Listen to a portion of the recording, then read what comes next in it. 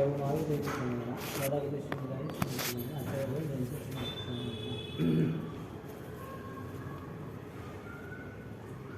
का हमारा विषय है मनी एंड मर्सी, पैसा और पवित्रता। क्योंकि ये दोनों का तालमेल बहुत कम रहता है। मर्सी यानी पवित्रता, हाँ, मनी पैसा, ये दोनों का साथ में रहना बहुत कठिन है।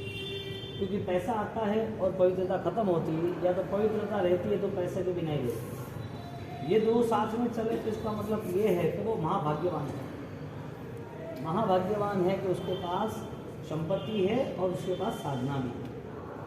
क्योंकि साधना का जब अवसर आता है, ध्यान आराधना जब आगे बढ़ती है, तो वो सारी चीज़ें नॉर्मल हो जाती है, यानी कि डिस्कनेक्ट होने शुरू होती है। अब जब पैसा है तो हमें लगता है कि सब कुछ है, लेकिन पैसा आवश्यक है, लेकिन सब कुछ कैसे है? क्योंकि यदि सब कुछ मान लिया तो फिर उसकी पूरी व्यवस्था उसके आसपास ही गिरते ही रहेगी। और यदि यही सब कुछ है तो फिर ये संसार की व्यवस्था कैसे चल रही है? क्योंकि संपत्ति आवश्यक है, लेकिन संपत्ति ही यदि उससे सब कुछ हो सकता है तो हमारे सामने बहुत बड़ी चैलेंज है कि बीमारियां दूर हो सकती है, पैसे से हो सकती है, दवाई लेते हो तुरंत, तो फिर नहीं। क्यों?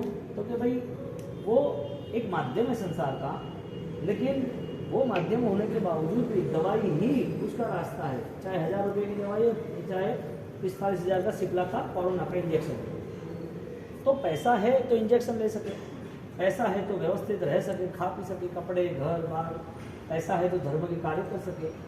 पैसे से सारी व्यवस्था बन सकती है, लेकिन यही पैसा यदि व्यवस्था के लिए है तो फिर इंसानियत जिंदा रहती है कि नहीं रहती? क्योंकि इंसान बनना वो पुण्य का उदय है, जिसका नाम हम जन्म लेते हैं, जिसका नाम हम कहते हैं कि ये मानव बना। तो इंसानियत यानी कि इंसान दोनों अलग रहे। मानव जीवन मिल गया, और मानव जीवन मिलने के बाद उस मानव जीवन में मानवता यानी कि इंसान के साथ रहनी चाहिए इंसानियत। इंसानियत का मतलब ये रहा कि वो अपने जीवन को ज़्यादा से ज़्यादा अच्छा बनाने की कोशिश करे। और इंसानियत का प्रारंभ होता है वो हर जीव के प्रति प्रेम रखे, स्नेह रखे, करुणा रखे। कोई भी व्यक्ति हो, शत्रु है तो शत्रु के बिना सोचे समझे, यानी कि बिना कोई उनका गुनाह हो, बिना कोई लेन देन के हमारे मन में उसके प्रति घृणा आ जाए, तो ये पहली भावना इंसानियत की खत्म हो गई। अब इंसानियत के बिना यानी कि मानवता के बिना धार्मिकता हो नहीं सकती। और मानवता है स्नेह रखना, सहायता करना, करुणा रखना। मानवता के साथ धार्मिकता है अपने जीवन को शुद्धिमय बनाना, अपने जीवन को कर्म से मुक्त करना। अब ये संसार 750-800 करोड़ लोगों का यही रफ्तार से चल रहा है। जहाँ पर पैसा है वहाँ सब कुछ है, यानी कि हजारों रास्ते पैसे कमाने के हैं। गुंडा भी कमा सकता है, कोई दारू, चरस, गांजा बेच के भी कमा सकता है, 2 नंबरी भी कमा सकता है, चोरी चपाटी से भी कमा सकता है। गलत रास्ते पैसे बनाने के बहुत है, लेकिन जब पैसा यूज करना है सही रास्ते, तो उसका रास्ता सिर्फ और सिर्फ आपके अंदर रही शुभ भावना ही है। यदि शुभ भावना नहीं रही तो धन ही हमारा धनोत्पन्नोत यानी कि हमें बर्बाद कर देगा। और ऐसे बहुत सारे लोग हैं। एक एग्जाम्पल लोकल यानी कि वर्तमान का, और एक एग्जाम्पल बात का। एक आदमी है, न्यूज़पेपर में और इंडिया सब जगह ये मैसेज गए हैं। एक आदमी है, उसके पास करीबन 5000 करोड़ की संपत्ति है। वो ऑलरेडी गैम्बलर है, गलत काम ही कर रहा है, सही करता होगा पर 10%। अब उसके पास पावर है, उसके पास गुंडे हैं, आदमी है। वो बैठा होता तो 15-20 गने वहाँ आसपास ही रहती है। वो अपने नाम से पब्लिक को डराता है। कोई भी किसी को काम करना है तो सीधा 10% या 5% जो भी होता है क्लियर कर देता है। आनाकानी हुई, कोई भी डिस्टर्बेंस हुआ तो वो गेम बजा देता है। वो आदमी पैसे से, पब्लिक से, अपनी सत्ता से, अपने पावर से, अपने साथ रही हुई शक्ति से वो आगे है या नहीं है? इंसान है, लेकिन उसने 5,000 करोड़ रुपये बनाए ना, उसने होल्ड किया ना पब्लिक पर, उसने अपने एरिया में रुतबा जमाया कि नहीं जमाया, उसके पास सब कुछ है ना, उसे डरने की जरूरत नहीं, गवर्नमेंट उसके पास है, वो चाहे वो करता है, कोई किसी को बोलता नहीं, वो केस नहीं होता है, वो अपने जीवन में सुखी है या नहीं है। व्यवहारिक रूप से देखने जाओ तो सुखी है, व्यवहारिक रूप से देखने जाओ तो सुखी है, गलत रास्ते लेकिन सुखी है। वो आदमी को कोई मारने की साजिश करता है तो मर सकता है, उसके एक सर्कल, दूसरा सर्कल, तीसरे सर्कल पे सेफ्टी उसकी, आगे आदमी खड़े, बीच में खड़े, वो अंदर जा रहे हैं, अंदर है, उसका कोई बाल मापा नहीं कर सकता, कोई मार नहीं सकता उसको, वो फाइनल नहीं मार सकता। कैसे मार सकता उसको? कौन अंदर आता? 50-100 आदमी तो उसके सिक्योरिटी में खड़े, और कोई बिजनेसमैन नहीं है, ऑलरेडी क्रिमिनल, ऑलरेडी बंदा है। अब वो व्यक्ति मरता है तो किसके हाथ से मरता है? कोई अपना नजीक का है उससे आते ही मरता है, अपने नजदीक के हाथ से मर रहा है। मैं बात कर रहा हूँ प्रमोद महाजन की। किसकी? उसके भती है, उसको पास में देके बंदूक से मार डाला। गवर्नमेंट की ऑलरेडी न्यूज़ थी मुंबई की, आज से करीबन 8-10 साल हो गए, पता नहीं, 5,000 करोड़ का आसामी, इतना पावरफुल मैन, वो अपनी सुरक्षा नहीं कर पाया। सुरक्षा थी या नहीं थी? सब थी ना, तो सुरक्षा क्यों नहीं कर पाया? धर्म की बात नहीं करते, उसके पास ऐसा कोई भी मजबूत प्लानिंग नहीं था जिसके हिसाब से वो अपनी सुरक्षा कर सके। तो यहाँ बात ये आ रही है कि आप कितने भी कैपेबल हो, आपका अटेंशन जरूरी। वो आदमी ने सही काम 10-10% किए थे, लेकिन 90% गलत थे। हर किसी की हाई थी, गलत तरीके से पैसे इकट्ठे किए थे, कितने को रुलाया होगा, कितने को परेशान किया होगा, ये सारी हाई के साथ पैसा आया। यानी कि गलत का रास्ता लंबे समय तक रहता ही नहीं है कभी भी, ये कुदरत का नियम है। अब ये आदमी, उसके भतीजे ने उसको मार डाला, वो भतीजा अभी जेल में। क्या मिला? कुछ भी नहीं। पैसा सब कुछ है या नहीं है? पैसा सब कुछ नहीं है, तो पैसे की आवश्यकता तो है। तो रास्ता बताया कि यदि संपत्ति है तो संपत्ति का उपयोग भी आना चाहिए। कोई भी चीज यदि उसका सदुपयोग नहीं पता चला तो वो खत्म कर जाएगा। छोटा बच्चा है, उस छोटे बच्चे को खेलने के लिए खिलौना दिया जाता है, चाकू दिया जाता है। यदि वो चल ही नहीं सकता है और वो धमाली है और उसके हाथ में चाकू आ गया तो नुकसान है या नहीं है? नुकसान है। इसी तरह गन है, वो गन अब उसके पास है, पुलिस के पास, मिलिट्री के पास। मिलिट्री के पास जो गन है वो ऑलरेडी बॉर्डर पे सुरक्षा है, वो यहाँ पर सिटी में या कोई भी स्टेट में कोई इश्यू है तो उसके पास चाहिए। कमांडो के पास सारे हथियार रहते हैं और एक टेररिस्ट है उसके पास भी हथियार रहते हैं। दोनों में नुकसान किसको है? टेररिस्ट को। क्यों? क्योंकि गलत रास्ते यूज कर रहा है। तो गलत रास्ते का नतीजा उसको मरना तो जल्दी है, उसको मरना तो जल्दी है। अब इस सारी कंडीशन के अंदर एक नॉर्मल सिचुएशन आती है कि पैसे यदि आते हैं तो कहाँ से आते हैं? यहाँ श्राद्ध विधि प्रकरण, क्या ग्रंथ का नाम है? श्राद्ध विधि प्रकरण। उस ग्रंथ के नाम से क्यों इतना आवाज हो रहा है? ये अपनी आई है ना पीछे, कुत्ता को भगा रहा है। श्राद्ध विधि प्रकरण, उस पर स्टार्टिंग में रखिए न्याय संपन्न वैभव। आप नीति से पैसा कमाना मना नहीं किया है। अब पैसा और पवित्रता साथ में रह सकती है। आप तो व्याख्यान मत समझो, अपनी लाइफ से मैनेज करो। आपके थॉट्स क्या, आपके कॉन्सेप्ट रहते हैं। आपके पास 2 करोड़ रुपए है तो मैं नहीं कहता कि आप धर्म में खर्च लो 2 करोड़। मैं इतना ही कहना चाहता हूँ आपका कॉन्सेप्ट क्या रहता है? या तो गाड़ी, या तो बिजनेस, या तो एक्स्ट्रा मैनेजमेंट, या तो नई दुकान। पैसा नए पैसा को लाता है, वो दिमाग है अपना। पैसा होता है, इन्वेस्टिंग होती है तो फिर काम होता है। ऐसा ही नहीं होता काम कैसे होगा? ये ऑलरेडी बिजनेस पॉलिसी है। पैसे के बिना काम थोड़ी होता है। आपको 2 करोड़ रुपए दे दी, आप क्या कर पाओगे? पैसे का 2 का 4 बनाओगे, सीधी बात है ना। ऐसा तो कोई दानवीर नहीं है कि वापसी हाथ है को क्या करना है मुझे है ना, तो कोई बैठो कौन ऐसा 1 नंबर 2 नंबर की बात नहीं है। 1 नंबर बात का है 1 नंबर आवाज के बात का है कि 2 करोड़ 4 हुआ, 4 का 5। मैं क्या कहना चाहता हूँ, 2 की आवश्यकता है, 2 चाहिए ही चाहिए। आप साधु नहीं हो, आप संसार में हो, संसार में सारी व्यवस्था चाहिए, बच्चों को पढ़ाना है ओके, सुबह घर चलाना है ओके, दुकान चलानी है ओके, बीमारी है ओके, प्रसंग है ओके, पैसे के बिना एक दिन चलता है, फाइनली उसको चाहिए ही चाहिए पैसा, हर रोज का मैनेज करना है। अब हजारों लाखों रुपए कनेक्ट होते हैं, करोड़ों भी कनेक्ट होते हैं, तो उसका उपयोग भी होता है। मेरा कहना ये कि 100 करोड़ के बाद लिमिट है या नहीं है, 2 करोड़ के बाद लिमिट है या नहीं है तो कितनी है? तो ये मन इतना शैतान है, वो हर बार डिमांड करता रहता है, हर बार। यानी कि जो पैसा नहीं था जिसके पास, और जिसके पास बन गया है, वो रुका कहीं पर। अपने जो भी संपन्न व्यक्ति देखो, आज का जो ट्रेंड चल रहा है उसमें एक ही स्पीड है, कुछ भी होके लग्जरियस लाइफ मैनेज करनी है, पैसा ही उसके लिए मुख्य कारण है। लाइफ बेस्ट मैनेज करनी है, इसके लिए पैसा ही मुख्य कारण है। तो पैसे को टारगेट बना के हर कोई तरह का पुरुषार्थ करता है इंसान। अब ये पुरुषार्थ जो हो रहा है उसमें कोई गलत रास्ता तो नहीं होगा ना? नहीं है, चलो जानबूझ के कोई गलती तो नहीं है, क्योंकि थोड़ी बहुत तो करनी पड़ती है, किसी को लपटाना पड़ता है तो लपटाना पड़ता है। आप कोई ना कोई ऐसे रास्ते पे चल रहे हो जिसमें आपको गलत करना पड़ता है। मेरा प्रूफ ये करना था, पैसा और पवित्रता साथ में रहती है? नहीं रहती है, लेकिन रह सकती है तो क्या पॉसिबल है? पॉसिबल है तो आपके लिए पॉसिबल है कि नहीं? मैं एग्जांपल कहूंगा दूसरा, आपकी थिंक लेवल ये होना चाहिए कि क्या पैसा के बाद मेरी नजर पैसे से आगे है या नहीं है? पैसे के पार कुछ है? हाँ है।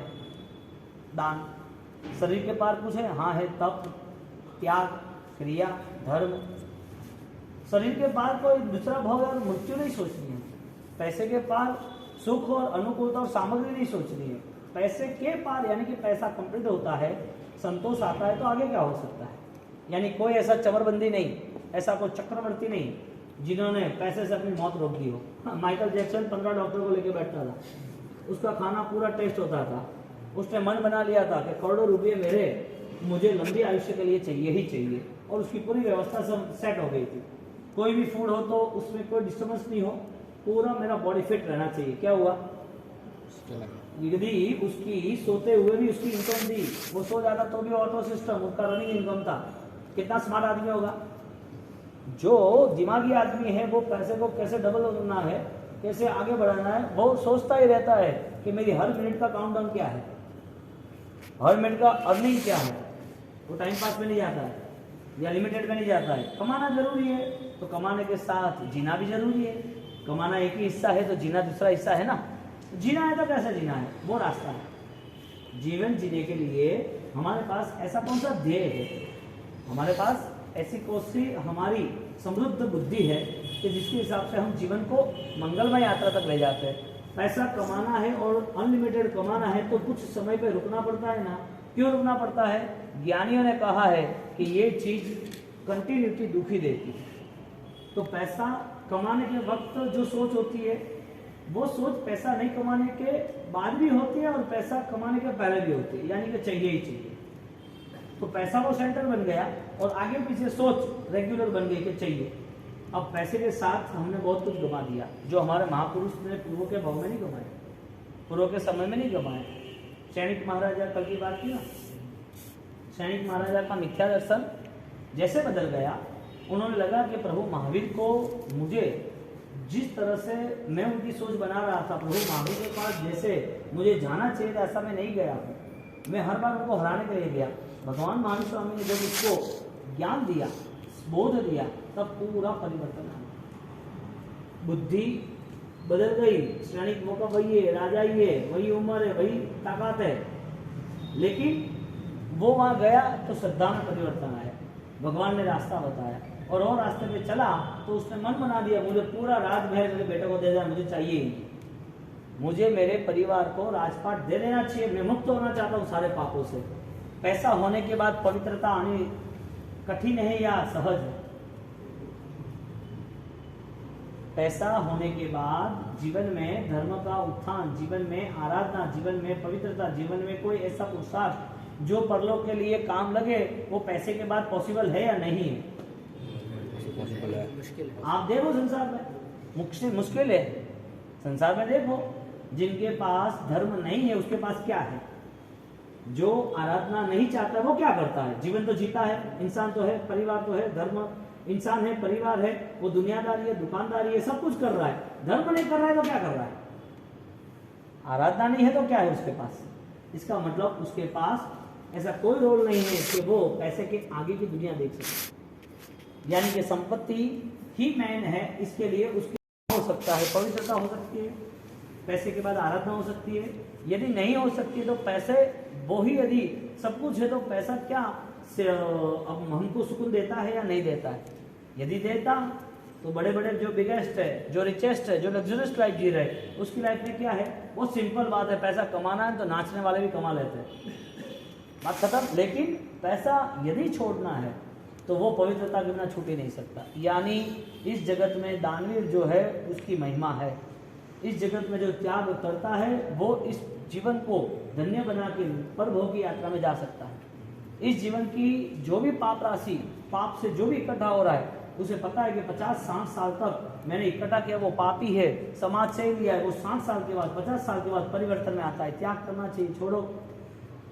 अब एक छोटा सा एग्जाम्पल लेके अपन आगे बढ़ते हैं। वस्तुपाल तेजपाल, वस्तुपाल चरित्र पूरा महापुरुष यानी कि महाराज साहब ने बनाया है। एक महाराज साहब वो श्रावक के जीवन को लिख सकते हैं, इतना उच्च कोटि का जीवन था श्रावक का। वस्तुपाल तेजपाल, उनका इतिहास कहाँ जुड़ा हुआ है? कहाँ जुड़ा है पता है? हाँ, माउंट आबू देखा है ना, गुरु शिखर देखा है, और दूसरा गुरु शिखर के सनसेट, सनराइज। आबू में क्या देखा?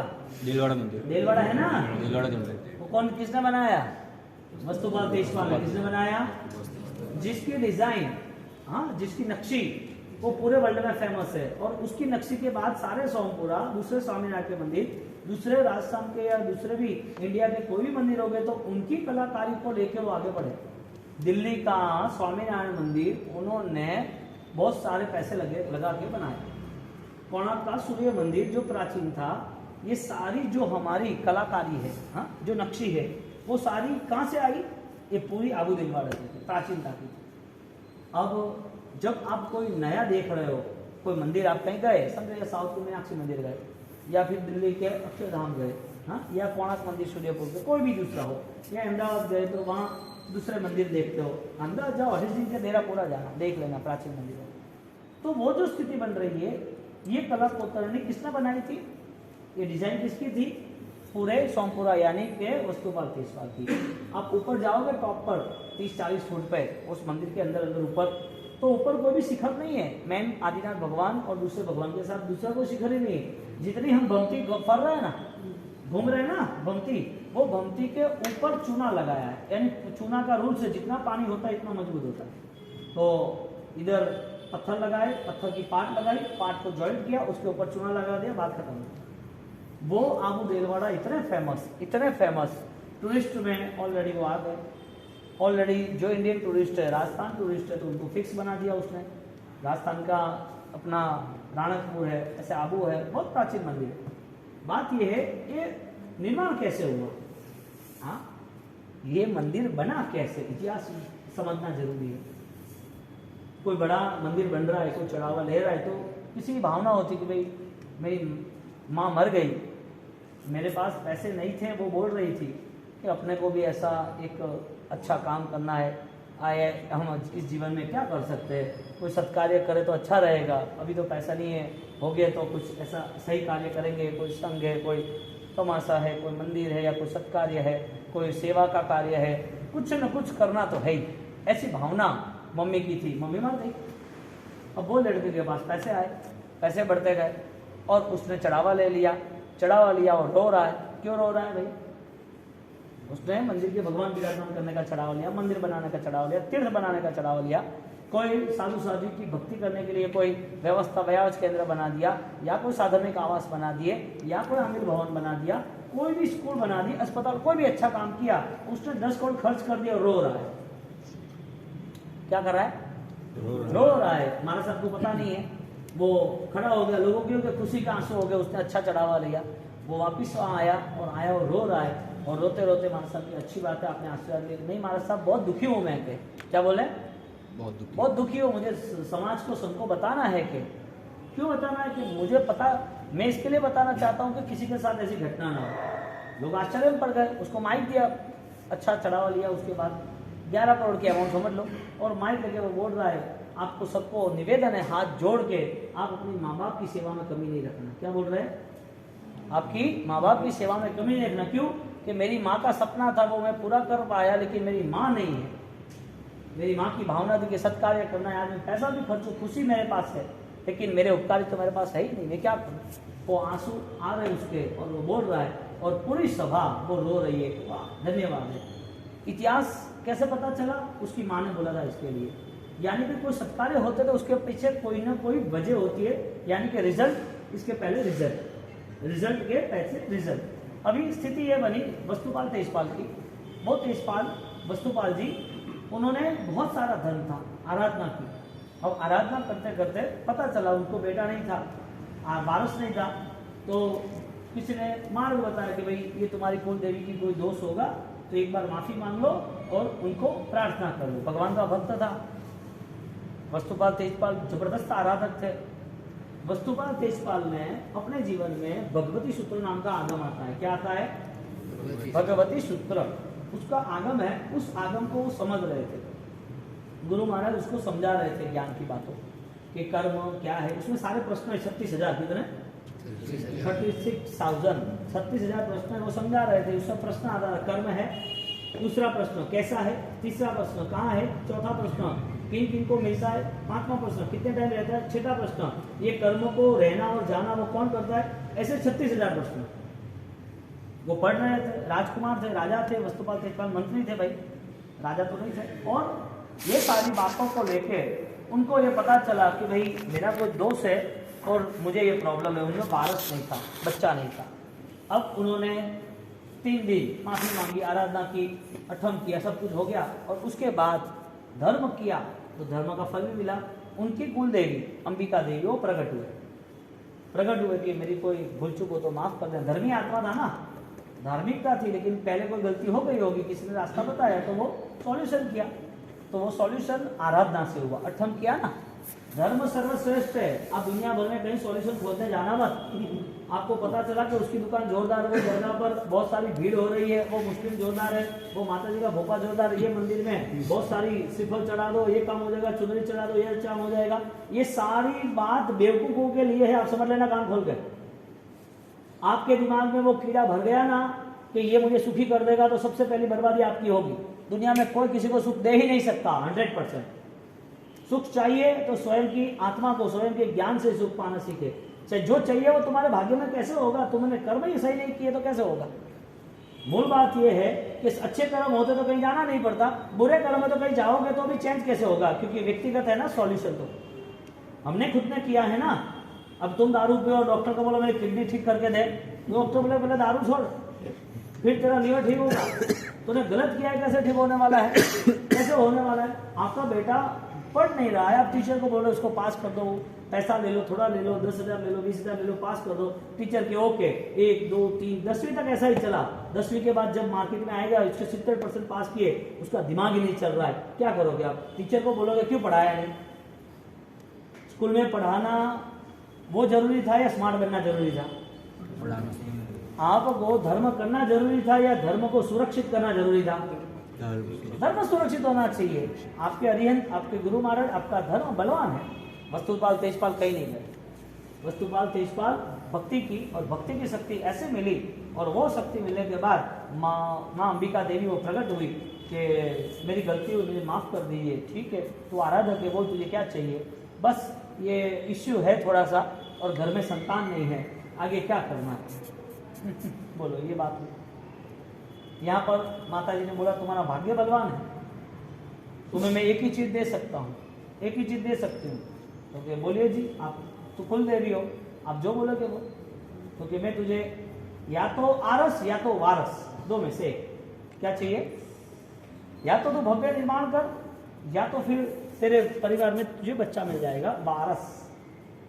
तो ठीक है, उन्होंने किया कि परिवार के साथ सोच के बात करते हैं। आराधक आत्मा था, भाव धर्म था, कुल देवी भी उनको पता थी कि सात्विक जीवन जी रहा है। घर में चर्चा की। अब साविका देखो आप, अनुपमा देवी, उनकी साविका का नाम अनुपमा देवी। ये सारी स्टोरी है ना, आपको बहुत बहुत डीपली और हार्टली समझनी चाहिए, क्योंकि इतना वास्तविक इतिहास हमारे आंखों के सामने है, तो हम इतने अनजान बन के युग फुटबॉल की तरह क्यों भड़क रहे हैं, क्यों ठोकर खा रहे हैं? ये स्थिति आपकी नहीं होनी चाहिए, क्योंकि आपके पीछे आपका परिवार है। यदि उनमें ये कॉपी आई तो हमारे जैन शासन को बहुत बड़ी खोट, बहुत आंच आई, बहुत नुकसान होगा। आपसे ही तैयारी करो। यहाँ पर जब वो गए, घर पे बात हुई, और बात करने के बाद बोला कि क्या करना है, ऐसा है आरस या वारस। अनुपमा देवी श्राविका थी, धर्म पत्नी थी।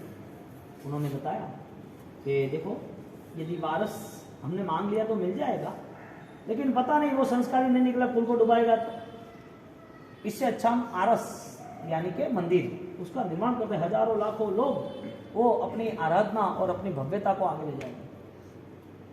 तो वारस ही ले ले तो अच्छी बात है। आरस तो ये संसार है, क्या करेंगे? धर्मी आत्मा अपने भाव को कमी कम नहीं होने देता। धार्मिक वृत्ति वाला व्यक्ति वो अपनी सम्यक सोच को, अपने सही विचारों को सही दिशा में ले जाता है, सही विचारों को सही दिशा में ले जाता है। विचार सही है लेकिन कलम उठाना नहीं उठाना, वो सही दिशा है। दूसरे दिन गए और बोला कि आपकी कृपा है, हमें तो वारस चाहिए, आप इतनी कृपा करना कि एक भव्य परमात्मा का मंदिर बन जाए और उसमें हमें कोई प्रॉब्लम नहीं हो। तथास्तु। और मंदिर बनाना शुरू किया। कितना प्रेम उनका, जिस जानवर नहीं कह सकते, घर के सदस्य की तरह वहाँ अश्व रखे, पता है ऊपर, आपने देखे आबू देलवाड़ा में? आबू देलवाड़ा में मंदिरों में एक ऐसा रूम है जिसमें अश्व और हाथी है। कौन है? मंदिर में बड़ा हाथी, बड़े अश्व है, घोड़ा। क्यों रखा? कि जितने भी पत्थर लाने थे उसमें इन लोगों ने हेल्प की, उसकी स्मृति के रूप में आपका भी योगदान इस मंदिर में, इसके लिए उनका प्रतीक रूप से उनका वहां पर आइडल यानी कि उनकी वो पत्थर की मूर्ति रखी। कितना प्रेम वो हाथी की और घोड़े की। हाँ, वो इतना बड़ा, उसका जितना माप था उसी माप का रखा। आबू देलवाड़ा जाना, फोगट के हिल स्टेशनों में, और वो फ्लो ने और वाटर पार्क ने, ये सारी चीजों में कुछ भी डर नहीं है साहब। आप कितना भी घूम लो, कितना भी रुक लो, एक बात सही है, जिसको भी आउटबॉक्स घूमना है समझ लेना वो जैन शासन से पीछे हट रहा है। वहाँ खाना पीना कुछ नहीं है, सब नॉन है। 80% 90% वर्ल्ड लेवल में नॉनवेज चल रहा है, 90%, यदि आप स्मार्ट हो तो। यहाँ गोवा भी नहीं जा सकते ना, वहाँ कुछ है ही नहीं, दारू के अलावा, मांस के अलावा, डांस के अलावा, गलत चीजों के अलावा। जैन कुल में जन्मा है और यदि गलत सोच लिया, आपको यदि ये पता चलेगा और आप चेंज करते हो ना, तो साहब सबसे बड़ी बात, आप अपने कुल की रक्षा कर सकते हो। जिन जिन लोगों ने दारू मांस को छुआ है, उन लोगों के परिवार में दुख चालू ही रहेगा, क्योंकि कुल देवी को यह मान्य नहीं है। और आप समझ रहे हो कि वो जा रहा है दुबई, मैं चला जाऊं 3 दिन के लिए, फ्लाइट यहाँ से हैदराबाद से है। आप सोच लो कि बंबई गए तो 3-4 दिन वापस वहाँ चल के आते हैं। वो टूर वाले आपको स्कीम देते रहते हैं, आपको कॉल करते रहते हैं। कोई भी बर्बादी का रास्ता यदि अपनाया तो सबसे पहले परिवार का नाश होगा, क्योंकि कुल देवी देवता में मान्य नहीं है। क्या गोवा जाना, क्या दुबई जाना, क्या कोडेंगोला जाना, हाँ, क्या मालदीव जाना। अब आपकी जो भी जैन समाज सबसे बुरी हालत से, बुरी तरह से अभी निकल रहा है। पैसे का इतना पाप बढ़ गया है, कोई लिमिट नहीं। धंधा करता है बहुत बात अलग है, बिजनेस में जुड़ा है वो अलग है, लेकिन पाप का शुरुआत ऐसा हो रहा है, वो सोचता है और करता भी है, तैयार भी हो जाता है। इतने सारे पाप है। आपका जीवन आपके परिवार के लिए वो गलत रास्ते पर नहीं होना चाहिए। और पैसे का फाइनल एक ही काम है, उसे डूबेगा ही फाइनल, क्योंकि पापा पाप ही सकते, पाप से इकट्ठा किया और पाप में जाएगा। ऐसा रूल्स है, ऐसा रूल्स है। पाप में आया हुआ पाप नहीं जाएगा। इसके लिए भगवान ने परिग्रह को पाप कहा, यानी पैसा कमाना वो पाप नहीं किया, दुरुपयोग किया वो पाप किया। और कमाते वक्त वो भावना करता है कि क्या करना, तो अच्छी बात है। और बहुत सारे लोग हैं, वस्तुपाल तेजपाल, उन्होंने अपने जीवन में इतना भव्य मंदिर बनाया, और वो मंदिर के पीछे ये कहानी थी, आरस या वारस। क्या तैयारी की? वारस। यानी कि अपना वाक्य ये था कि पैसे के पीछे पवित्रता है या नहीं है। 99% नहीं है, 99% नहीं है।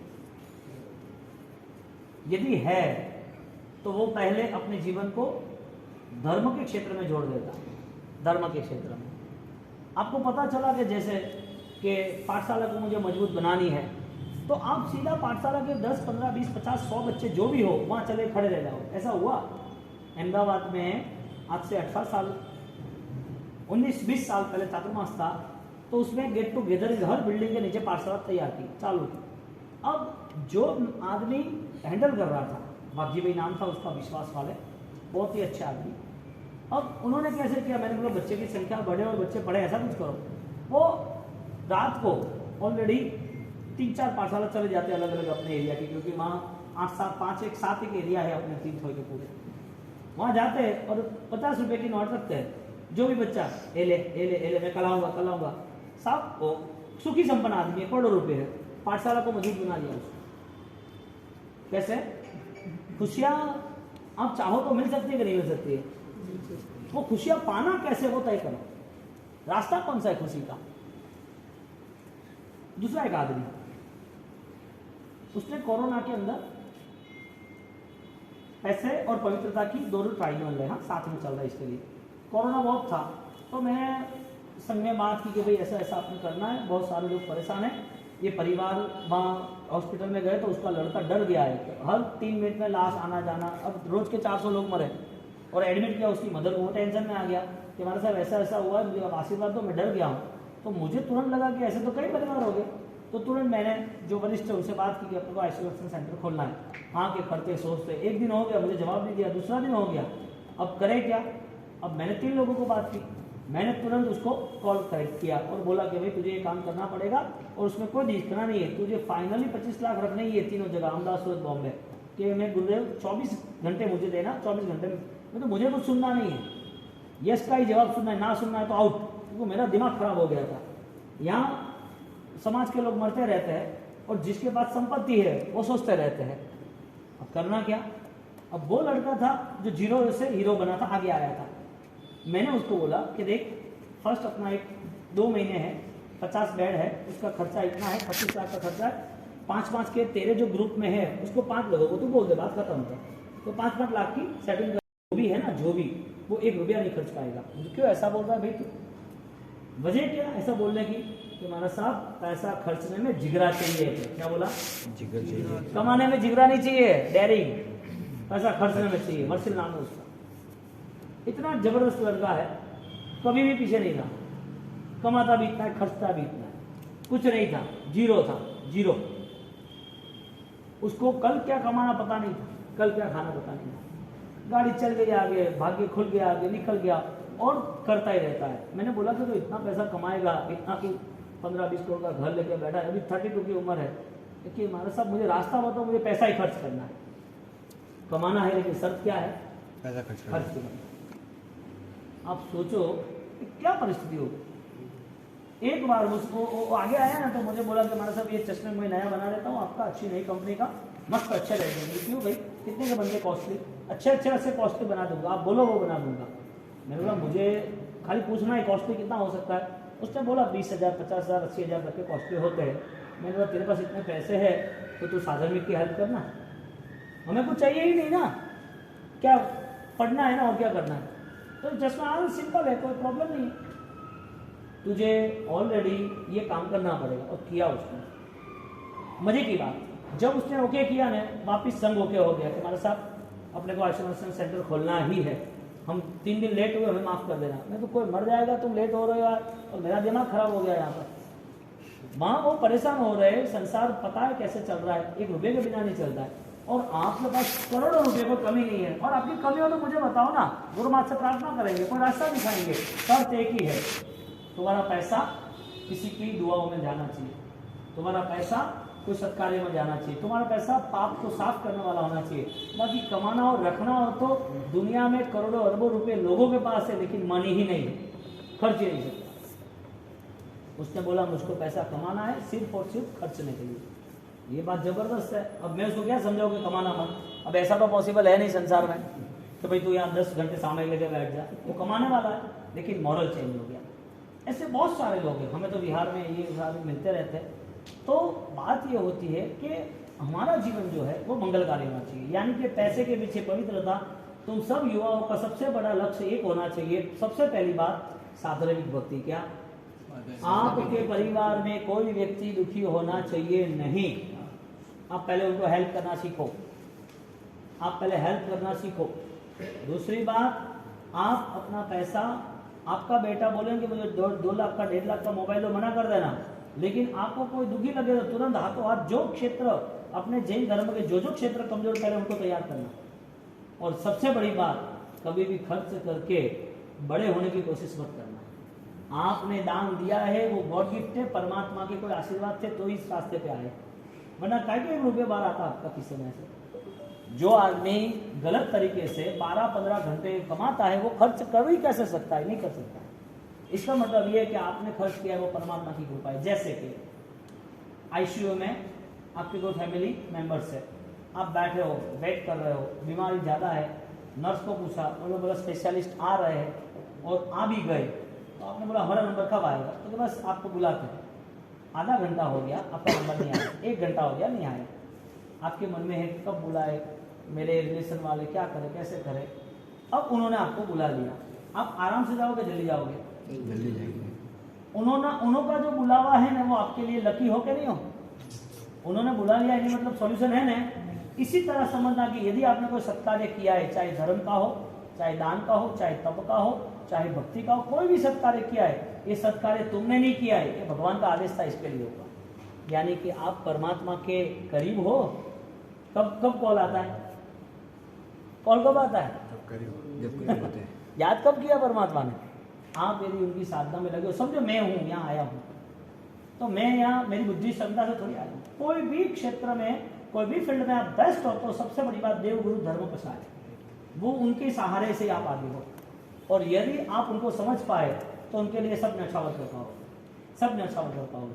मुझे यहाँ आना ही नहीं था, मैं तो ऑलरेडी 4 साल में पढ़ा था, 4 साल पढ़ा चंद्रशेखर महाराज के पास, यहाँ आना ही नहीं था मुझे तो। अब मुझे यहाँ कौन लाया? गुरु महाराज। कौन लाया? गुरु महाराज। दादा गुरुदेव रायसूरी महाराज ही लाए। सियाना में मेरी दीक्षा का मुहूर्त निकला। क्या?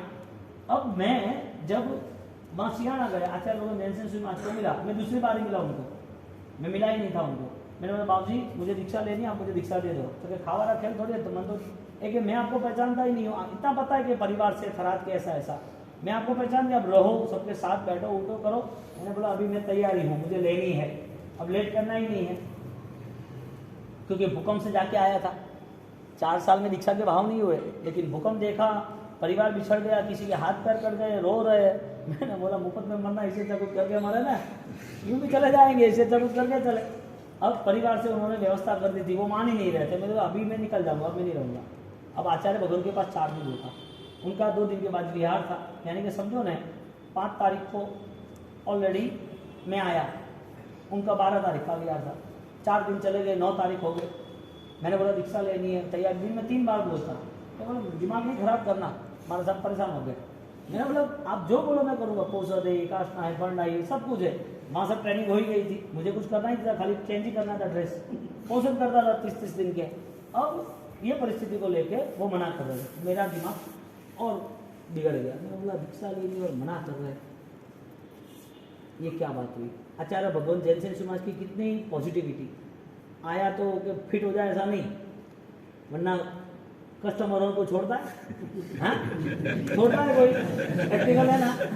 मैं गुरु महाराज के पास गया सियाना का, और गुरु महाराज की सोना की अंगरचना बनाई जबरदस्त, पूरे की पूरी, और अंगरचना बना के गुरु महाराज को माला जाप की, वो प्रार्थना की, मुझे देखो गुरु महाराज, मैं गुरु महाराज को रिश्ते का ऐसे बोला, हाँ मैंने बचपन से आपको दर्शन किया, लेकिन मेरी स्मृति में नहीं था, मैं वहाँ पढ़ा तो मेरे को यहाँ का कोई ज्ञान भी नहीं, और यहाँ मैं आना चाहता भी नहीं था, मेरे परिवार के कारण मैं आना चाहा हूँ। अब आपके ऊपर मैं सब छोड़ रहा हूँ, आप यदि आज के दिन मुझे कंफर्मेशन देते हो दीक्षा का तो ठीक है, वरना मैं कभी आपकी चौखट पे आने वाला नहीं हूँ। चैलेंज जा, मैं कभी आने वाला नहीं हूँ।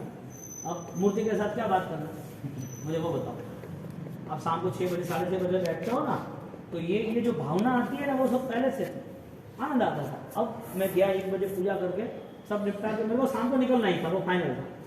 मैं ऊपर सब मेरी बैग पैक कर रहा था, गुरु भगवान नीचे थे, मैं ऊपर था, बैग पैक कर रहा था, और 1:30 बजा, बाप जी ने बुलाया, आ भाई दीक्षा का मुहूर्त निकालना है। मैंने बोला अचानक कैसे? कंफर्मेशन कैसे दिया? मैंने पूछा बाबू से, मजाक तो नहीं कर लिया होता खाना हुआ क्या मुँह हटे मजाक कर जा जल्दी मदद निकालना जा जल्दी। मैंने बोला आपका कब आना है? मैंने कहाँ आना है? तो कि इधर ही आना है, मेरा कल नहीं परसों बिहार है, लेकिन तुम्हें आना है। एक दिन में लोग कैसे आ जाएंगे? सब कुछ गुरु महाराज की कृपा से उन्होंने बोला, हो भी गया, मुहूर्त भी निकल गया। गुरु महाराज ने मुझे यहाँ लाया। मैं कहना चाहता हूँ, मेरे हाथ में है क्या? मैं कहना चाहता हूँ कि आप जो कुछ अच्छे कार्य कर रहे हो, सत्कार्य कर रहे हो, कोई भी तप कर रहे हो, त्याग कर रहे हो, पैसा खर्च कर रहे हो, आप भक्ति में 2 घंटे में बैठे हो, आप पालीताना नहीं चढ़ सकते थे गिरिराज और आप चढ़ रहे हो, आपसे ओली नहीं हो रही थी, आप कर रहे हो, आपको ज्ञान नहीं चल रहा था, आप कर रहे हो, आप माला गिनने कभी नहीं बैठा, कर रहे हो। ये सब कौन करा रहा है? देव गुरु और धर्म की कृपा है।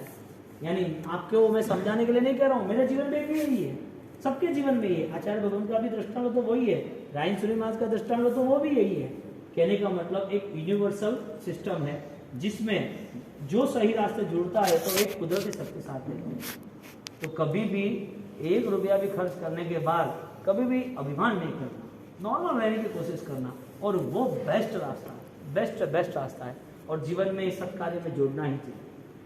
कैसा ऐसा भाग्य होगा। और जो लोग आगे हैं ना, वो दान से ही आगे।